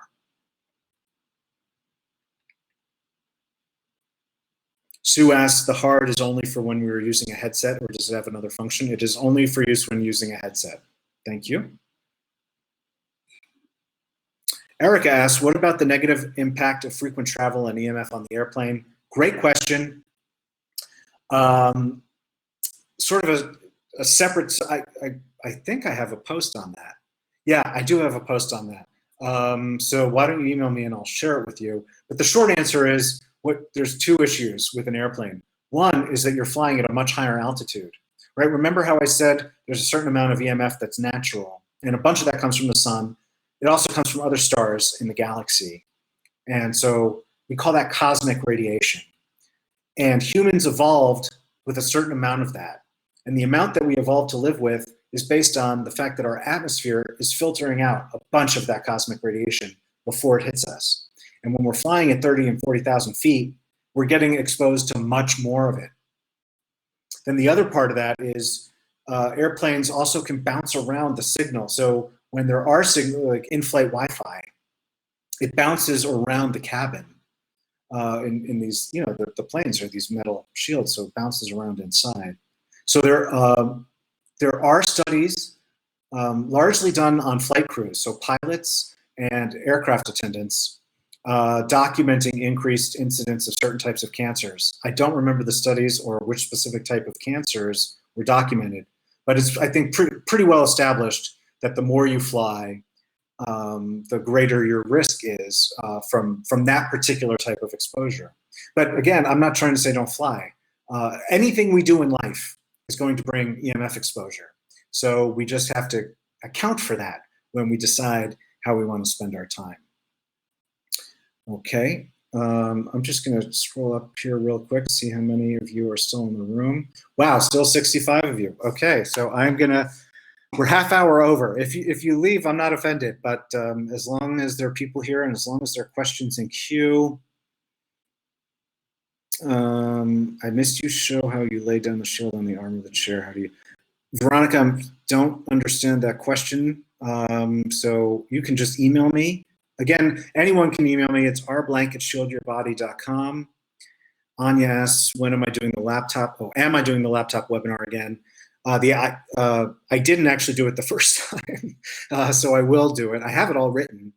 It's just the past couple of weeks has been really kind of crazy for everybody, and that includes SYB. And I wanted to provide content that I felt was more relevant to the moment in time. But I have the laptop webinar ready, and so yes, I will plan to reschedule it. Jay asked, do you recommend not using Bluetooth to connect your phone to your car? Yeah, I mean, well, it depends. If you get value, so if you need to use your phone while you're driving, you certainly don't want to hold your phone up to your head while you're driving. Well, first, you don't want to hold your phone up to your head, ever. But second, you don't want to have to futz around with your phone at all while you're driving. So if you need to answer the phone while you're driving, that's using Bluetooth to connect your phone to your car is going to be a much safer way of using your phone. But if you don't need to use your phone, or if it's an option that you can delay until you get somewhere and then you can use your phone, in speaker mode or whatever, that's what I'm saying is reduce those sources that you can reduce. And so using Bluetooth to connect your phone to your car, it will increase your exposure. So if you're getting value out of it, do it. But be informed that you're increasing your health risk by doing it. But you're also decreasing your health risk if you keep your eyes on the road. So that's a good example of the type of trade-off we all need to make, more consciously all the time. Bridget asked, does Ant Plus have the same risk as Bluetooth? I don't know what that is. So if you want to email me about that, I'll look into that. Maybe I've heard, I don't know. That sounds slightly familiar, but I don't know what Ant Plus is. So, okay.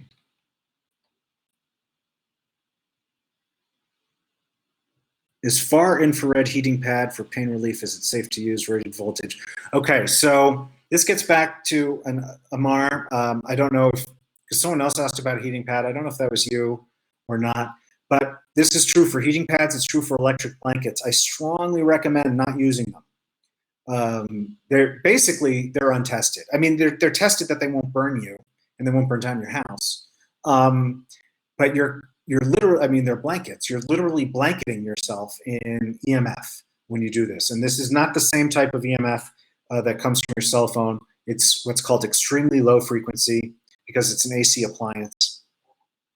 And because you're sleeping, well, at least with a heating blanket, an electric blanket, you're probably sleeping with a heating pad for pain relief, maybe not the same. But you're getting the exposure consistently while you use it. So with heating pads, I do know, like I said before, there are alternatives. Even one that you need to microwave. I strongly recommend against using microwaves, but this is actually a good use for one. Just make sure you stand far away from your microwave when you do it. You get these heating pads that you throw in the microwave. You nuke it for, I don't remember how long, 2 minutes, 3 minutes. The pad gets very warm and then stays warm for quite some time. And you hold that against your body. There's also some that are, I can't remember, they're charcoal activated or something. Basically, you just snap it and the pad gets hot. And that one's good for pain relief too. So any kind of pain relief pad, heating pad that you can use that doesn't plug into a wall is going to be much safer.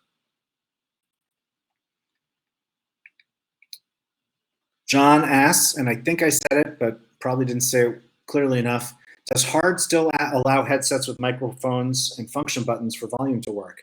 Yes, everything on your headset will still work. So volume control, the answer call button, the play pause button, any buttons you have on your headset will still work through the hard. It's a really great product. If your phone works with it, I don't have favorites with my products, but this one is really amazing. And it's our newest one, and it's really just because do I have my?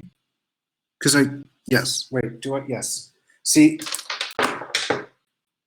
I use my air tubes also, and I love my air tubes, and I use them for calls all the time, and I'll use them even to listen to news because I listen to a lot of news on my phone. So I'll use the air tubes, but there's no air tubes in the world, and I think mine are pretty good, but there's no air tubes in the world that provide a satisfying audio experience. And you have to use my headphones to get the radiation protection. There's a lot of companies out there like Bose or Beats that have specialized in headphone production for years and years and put a ton of engineering into it to get you great sound quality. And the hard allows you to really enjoy that and get the radiation protection at the same time. It's really remarkable. I love it because I love listening to music, and I hated listening to music on my air tubes, and so yeah. Okay, I think I've said enough. You guys get it. I like it. Sue talks about antennasearch.com. That is a great site. That's been around a while. In fact, yeah, we talked about that in Overpowered, and we wrote that in 2012. So that website has been around a long time. I haven't been there in a while. I don't know about the status of 5G tower tracking on that site in particular, but I would definitely recommend Antenna Search as another way to find how many cell towers are in your area. But the other one I mentioned earlier, Anya posted it in the question pod here, the Ookla 5G map on speed test. It's fantastic.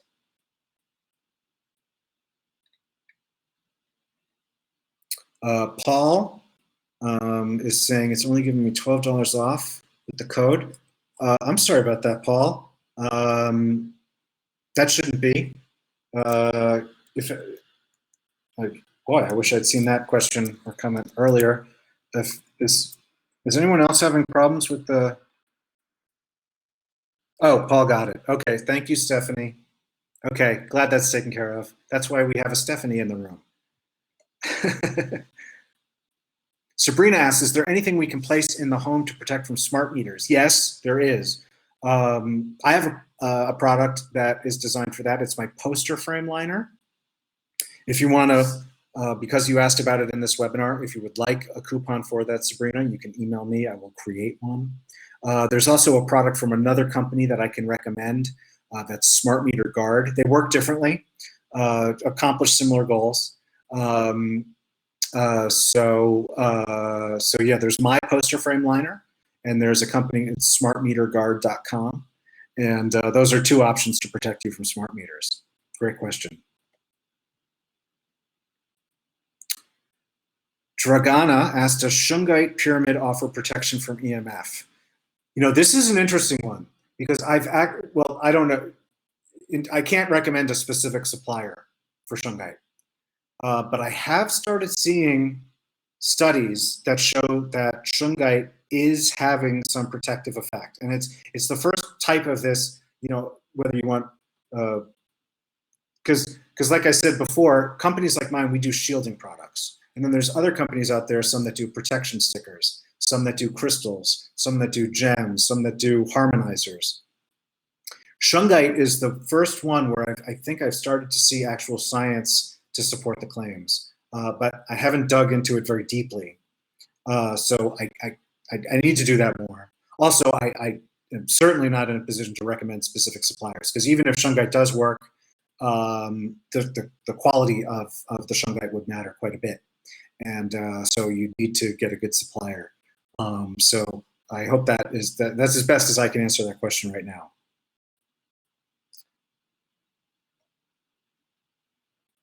Sue mentions emfsafetystore.com is another store that's really good. Yes, I believe they're. You know what? I might be confusing them. I believe that one's in Canada, but maybe I'm mistaken. But yes, that is another one. So Less EMF is the one that I work with the most, and it's the one I generally recommend because they have such a huge catalog. But they are not the only ones. So EMF Safety Store is another, and there are some others as well. Will I be shipping to New Zealand anytime soon? Well, Sue, I will tell you, the way things are going right now, we are not expanding distribution channels for obvious reasons. I feel lucky that we're able right now to support the distribution that we have. You know, we put a lot of time and energy and money into beefing things up to deal with what's going on in the world right now. But New Zealand is on the list. I get that request all the time.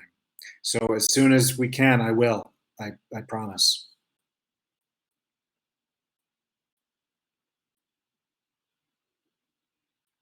Marie Claire asks a question that I don't have a good answer for, but I think it's important to cover, just so you guys kind of have some way of thinking about it. I've just looked at the Ookla map. I see there's a 5G tower about 6 to 7 kilometers from my home.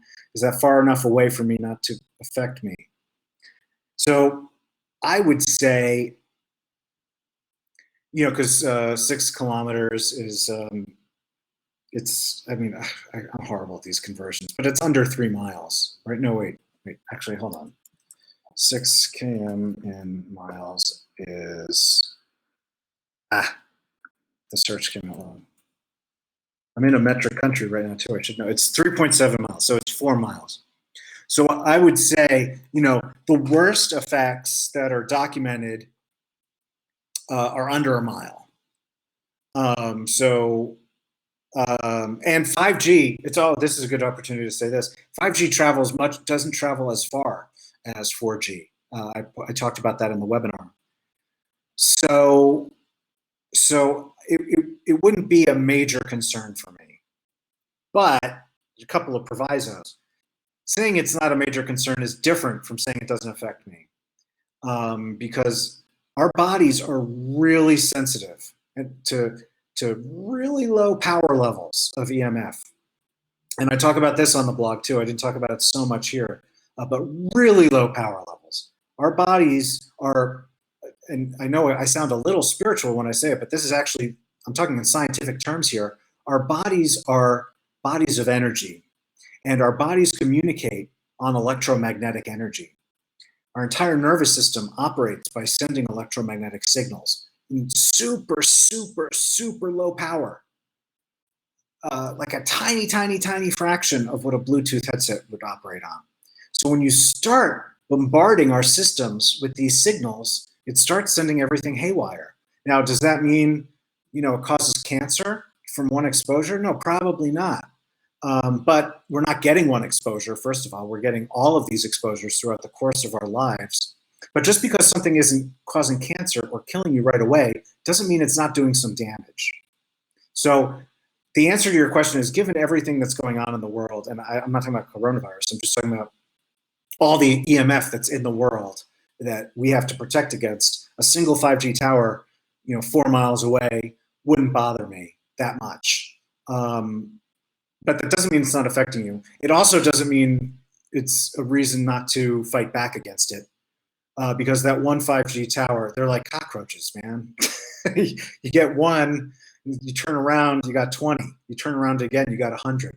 Because these 5G towers, I talked about this in the webinar, they are going to be densely installed. There are going to be a lot of, when there is one, there will be many. There will never be just one. So that would be my answer. Kat asks, what about EMF exposure in cars? Great question. Something I really need to dive more into myself, and I'm getting it a lot.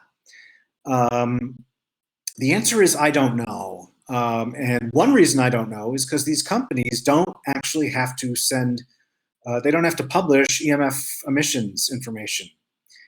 And cars were big, so with cars, increasingly, just any car has electronics in it. So it's going to be a source of EMF. Then you have these electric cars and hybrid electric cars. So those are more. My understanding, by the way, and don't quote me, but my understanding is that hybrid, but again, and don't quote me because the companies don't publish this information, but hybrids produce more EMF than pure electric, and it's because of the inverter. But then that's even before now you get to these smart cars that have, actually even before you get to smart cars, you still have Bluetooth and Wi-Fi in the car. Then a leap beyond that is smart cars, which are cars that actually talk to a centralized grid or talk to other cars, that autonomous vehicles will be doing this.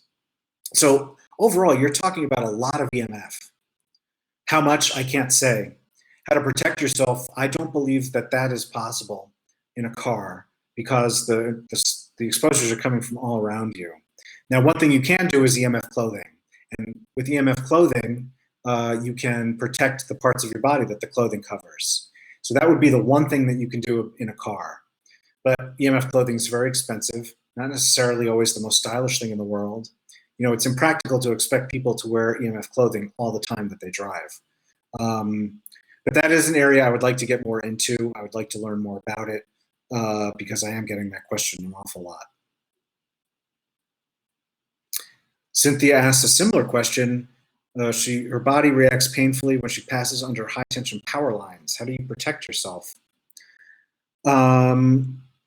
It's the same answer, which is that's really hard. EMF clothing would be the way to do that. So We sell a little bit of that at SYB. We have the men's boxer briefs, we have the bandana, we have the baby beanie. We're hoping to add more clothing. Less EMF is a source for more clothing options, but that would be really the only way to do it, as far as I know. Laurel asks if 5G is coming to Fiji. I don't know offhand. You can probably look that up on the Ookla map. But 5G is going to come everywhere. Basically, it's just a matter of when, especially with satellite coverage. 5G will be coming everywhere. Barbara asks, is an Ethernet cable plugged into an outlet box a good way to have a wired connection? Yes, yes. Using Ethernet to go wired with your devices when possible, that is a great way to reduce your EMF exposure. Turn off the Wi-Fi, plug in the Ethernet, and that makes a big difference, yes.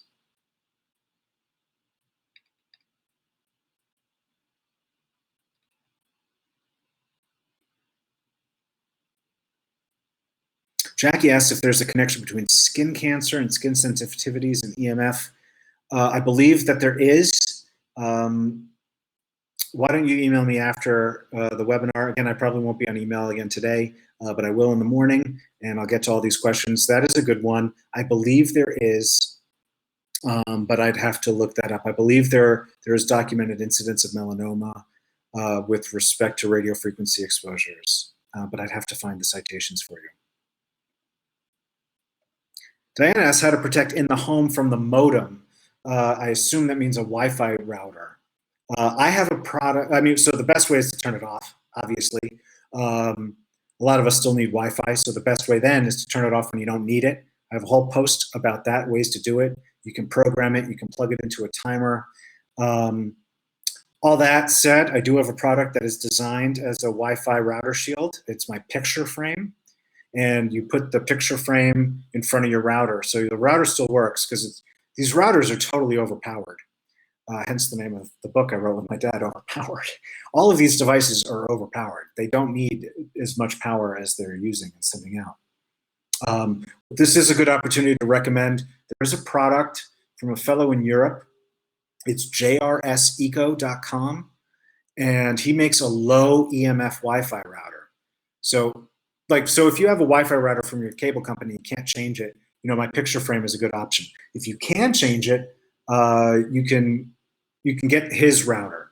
And he reprogrammed a Wi-Fi router so that it emits about I believe it's 1/10 of the amount of power as a regular Wi-Fi, but without degrading your connection.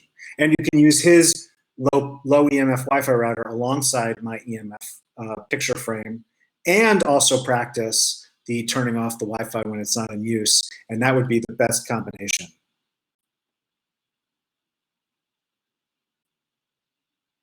Bridget says, just been charged $31 in tax. She's in the UK. Yes, remember we ship from within the country. Oh, she answered that. Okay, sorry, Stephanie answered that. Everyone knows, in case you get charged tax at checkout, we are a tax-paying business. So the way that we offer shipping locally in these countries, we have to register in the UK, in the case of the UK, it's VAT. So that saves you on shipping and it saves you on import duties, but we do have to pay tax, sales tax to the government.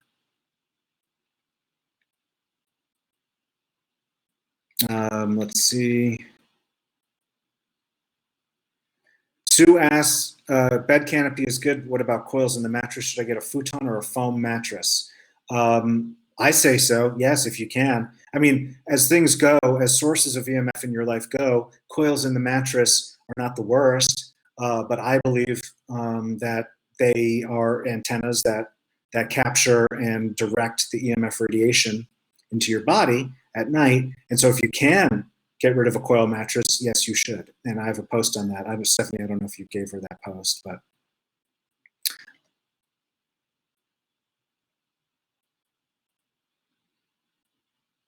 Oh, cool. Oh, Stephanie did give you the link. Excellent. Thank you. Mohammed asks if that's my email address. Yes, that is my email address. Sherilyn asks, we invested in SafeSleep products. When I look at their site now, I see nothing about 5G testing. Do I know anything about that company? Yeah, SafeSleep is a good company. They make cases. WaveWall is another company that we work with quite a bit that makes cases. We don't make cases, so. But you're right. I haven't seen any company other than mine in the shielding space talk about 5G testing. So I can't speak to their 5G shielding capabilities. But in terms of their products, they're good. They make shielding products that really work. But I don't know about their 5G shielding capabilities. Shanika asks about what about children, any way to protect them? Yes, I did talk about that, so you'll see it in the replay. No worries about asking that again. Okay, so John's pointing to the Lightning to 3.5 millimeter headphone jack adapter. So he's talking about something that would theoretically make this work with an iPhone. And I would say, I just can't endorse trying that. It works for about half the time, but it's such a gamble, and then you've spent money and then it doesn't work. It's because of how Apple has enforced the Lightning standard. And again, if you look for reviews of even Apple's own Lightning adapter, you'll see a lot of people complain that their headsets aren't working right. So it's just, that's why we say not to try it with an iPhone. But thank you for the link, John. You are correct. That product should work to make the hard work on an iPhone, but it can't reliably do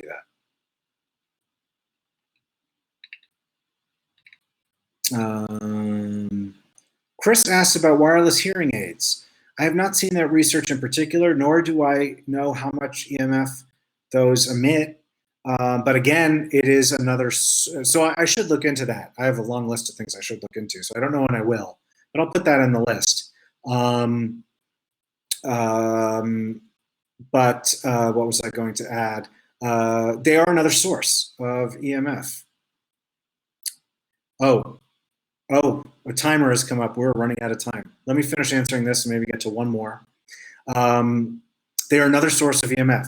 But again, that's a good one. I mean, that's a really good example because a hearing aid adds a lot of value. I mean, let's be honest. And it could be life-saving value.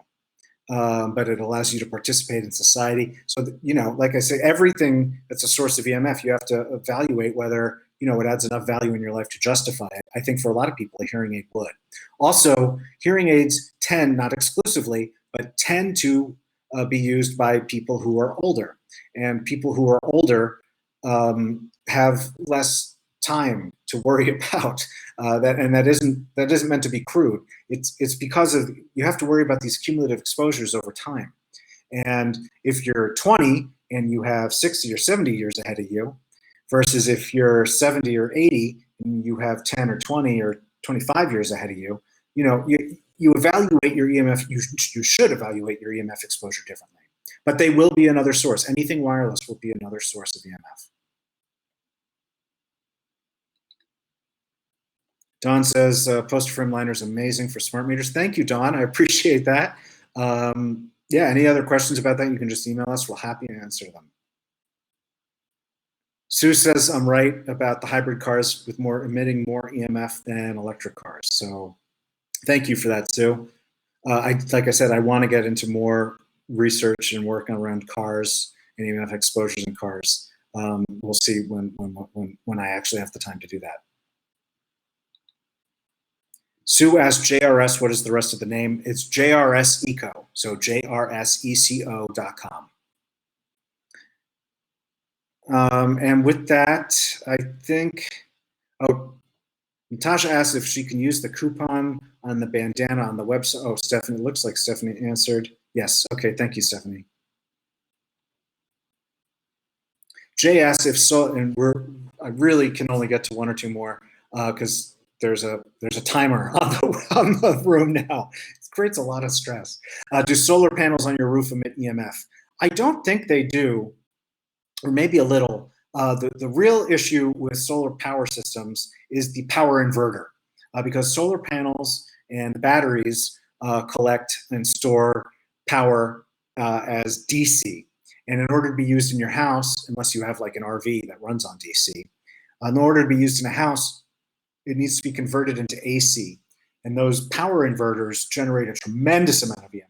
So you really want the inverter to be as far away from you as possible and your house as possible. But I don't think the panels are a significant source.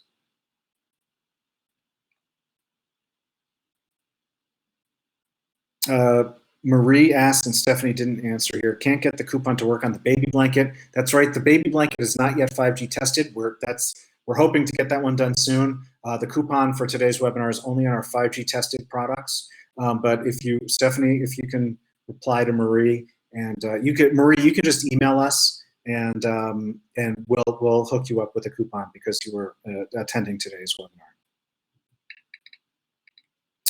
And I made it to the end of the list with 4 minutes and 39 seconds left. So, well, and how many stayed in the room? 54, fantastic. Thank you so much, everyone, for coming today.